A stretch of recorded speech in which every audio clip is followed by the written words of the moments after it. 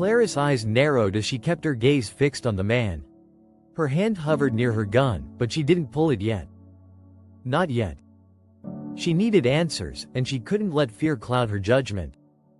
"The one who's been keeping her hidden," she repeated, her voice steady but her mind racing. "Where is she? What have you done to Emma?" The man's smile stretched, his features still veiled in darkness. "You've already seen too much. And yet, you've seen nothing at all." Clara took a step back, analyzing the situation.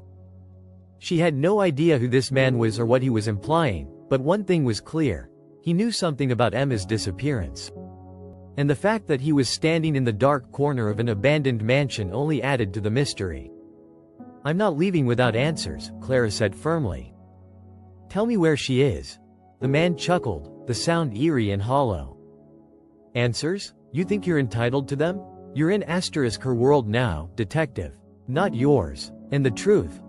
Well, the truth has a way of changing, doesn't it?" Clara's heart skipped a beat. Her world? The hairs on the back of her neck prickled.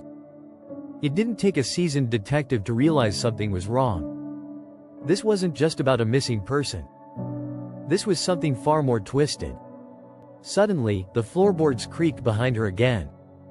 Clara spun around, her gun finally drawn, but the figure was gone. No trace of the man. No sign of movement. Just the oppressive silence of the house. Her breath quickened as she tried to make sense of what was happening. She had to stay focused. She had to find Emma. Clara walked cautiously toward the door, her flashlight beam trembling in the silence. She couldn't shake the feeling that the mansion was alive. Its walls seemed to shift, the shadows deeper than they should have been. Every corner felt like it was watching her. Her footsteps echoed down the hall, leading her to the grand staircase once more. As she passed the spot where she'd first heard the creaking, a low, guttural noise reverberated through the air, almost like a distant whisper, though no words were clear. She froze in place. It was coming from the basement. The basement. The very place she had been avoiding since her first step into the house. Something told her she'd find answers there, whether she was ready for them or not. With a deep breath, Clara pushed forward. She moved slowly, cautiously, each step deliberate as she descended the narrow staircase that led to the basement. The air grew heavier, colder, as if the temperature itself was warning her to turn back. At the bottom of the stairs, she paused. The basement was vast, and the flickering light from her flashlight barely illuminated the far corners. Old furniture was stacked against the walls, covered in dusty tarps, and scattered debris littered the floor. But it wasn't the items that caught Clara's attention. It was the figure standing in the center of the room. Emma. Clara's breath caught in her throat. She took a step forward, but Emma didn't move.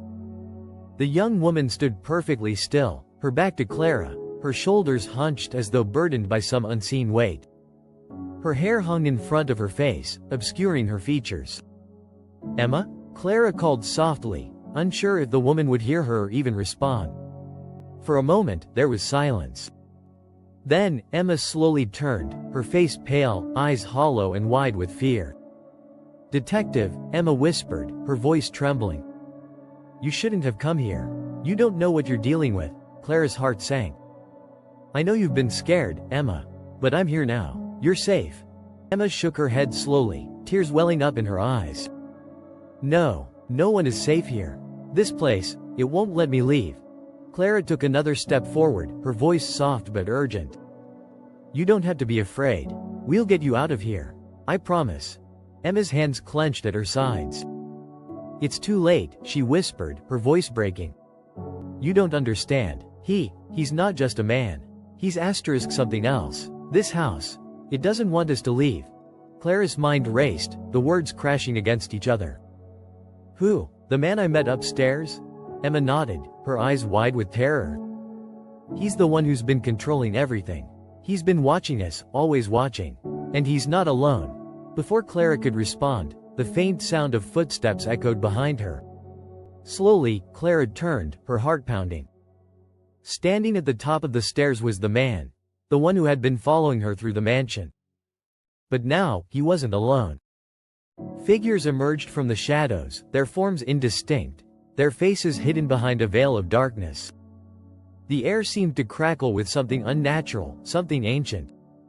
"We all belong to him now," the man said, his voice cold and final. "And soon, so will you." Clara's grip on her flashlight tightened. This was no longer just about a missing person. This was something much larger, something far more sinister. She had walked into a nightmare, and she wasn't sure how, or if, she'd be able to escape. Emma was right. It was too late for answers. Now, the only question was, how would she survive?